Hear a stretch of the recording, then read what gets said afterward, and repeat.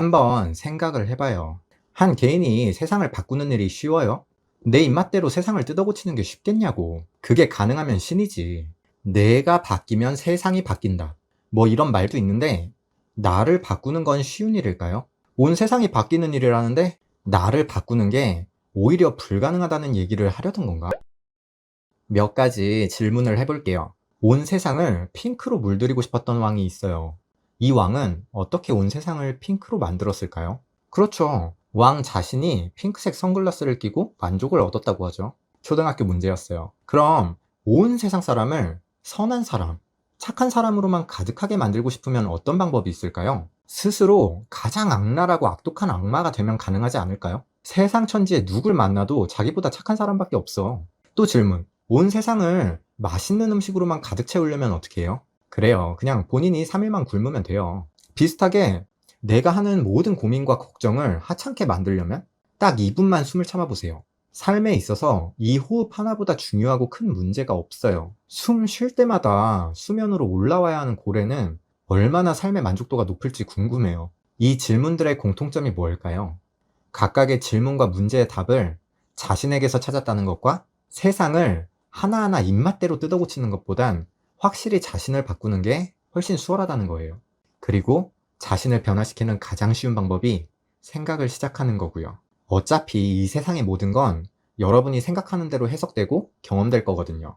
여러분의 삶은, 인생은 어떤가요? 지금 우리가 사는 이곳이 헬조선이라고 회의적인 분도 있을 거고, 뭐 내 팔자는 기구하고 박복하다고 한탄하는 분도 있을 거고, 새로움의 연속, 마치 게임 같다고 느끼는 분도 있을 거고, 그냥 모든 게 아무런 의미가 없다는 분도 있을 거예요. 어떤 삶을 살고 있건 아마 여러분의 생각대로 살고 있을 거예요. 아무것도 모르고 자신감 넘치던 어린 시절이 가장 즐겁고 행복했다는 사람은, 맞아요. 어린 시절보다 생각의 폭이 훨씬 좁아졌을 거예요. 하루하루가 벅차고 오늘보다 내일이 더 기대된다는 사람들은 역시 맞아요. 하루하루 생각이 넓어지고 단단해지고 있을 거예요. 누가 그랬더라? 생각하지 않는 사람은 생각하는 사람들의 생각 속에 살아간다. 그리고 생각하는 사람들은 더 큰 생각을 하는 사람들의 생각 속에 살아간다. 참 많은 생각을 하게 해준 말이에요. 수십억 년간 지구의 먹이사슬 구조는 힘의 논리가 지배해 왔어요. 강자존이었고, 그게 자연의 법칙이었어요. 그 먹이사슬의 최하층에 위치해 있던 생물이 바로 인류죠. 인류의 첫 도구가 뭐예요? 돌도끼? 사람들은 돌도끼로 사냥을 시작했다고 생각하는데, 돌도끼는 동물 사체에서 두개골을 깨는 용도였다고 해요. 사냥 도구가 아니라 정확히는 채집 도구였던 거지. 사자들이 사냥하여 먹고 남은 사체를 하이에나들이 먹잖아요. 그 하이에나들조차 먹고 남긴 두개골 속의 식량이 딱 인류의 몫이었어요. 그리고 이게 당시 먹이사슬표에서 인류의 위치를 알려주죠. 쉽게 말하면 하이에나들의 하이에나, 청소부들의 청소부, 이게 인류의 포지션이었던 거야. 근데 불과 최근 수만 년 만에 먹이사슬의 최하층에 있던 인류가 먹이사슬의 정점에 오르게 됐어요. 고래는 꾸준히 사냥당해왔고, 코끼리의 상아는 귀한 전리품이었고, 사자나 호랑이는 동물원에, 소, 돼지, 닭들은 축사나 양계장에 있는 모습이 그냥 떠올라요. 어떤 동물은 멸종위기종으로 보호하고 어떤 동물은 박멸해야 하는지도 인류가 정하고 있어요. 실로 오만하기 그지없죠. 옳고 그름을 말하려는 게 아니라 인류가 생태계에 미치는 영향력의 크기를 보자고 말하는 거예요. 결국 인류가 생각하는 모습대로 다른 생명체들이 살아가고 있잖아요. 이게 자연계에서만 이루어지는 현상이 아니라니까요. 하루에도 수백 대의 비행기들이 하늘을 날아다녀요. 라이트 형제가 꿈꾸던 세상이 일상이 되었어요.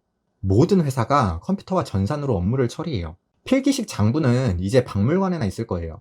빌 게이츠의 생각이 세상을 바꿨어요. 스티브 잡스의 상상대로 사람들이 손 안에 작은 컴퓨터를 하나씩 들고 다니죠. 저는 이걸로 영상도 찍고 있네요. 일론 머스크가 트위터에 적은 생각 하나가 코인 시장을 뒤흔드는 거 봤잖아요. 세상을 변화시킨 많은 과학자들은 왜 하나같이 철학에 관심을 가졌을까요? 자본주의에 성공한 기업가들이 책을 읽으라고 말하는 건 뭘 뜻하는 걸까요? 생각의 크기가 세계관의 크기가 되고 타인의 세상까지 종속시킨다는 말이 절대 과장이 아니에요. 우리가 사는 이 3차원보다 고차원의 존재가 있다면 당연히 우리보다 고차원의 생각을 하고 있을 거고, 그 위에 신이 존재한다면 아마 우리는 신의 고유한 특성 중 전지함에 의해 신의 세상 속에 살아가는 걸 거예요. 뒤집어 보면 생각을 키우고 생각을 넓히는 과정이 고차원의 존재로 거듭나고 나아가 감히 신이 되어가는 과정일 거라는 생각까지 해봐요. 또 누가 그랬죠? 생각하는 대로 살지 않으면 사는 대로 생각하게 된다고요. 이게 얼마나 무서운 말이에요. 생각의 크기를 키우고 생각의 수준을 높이자고요.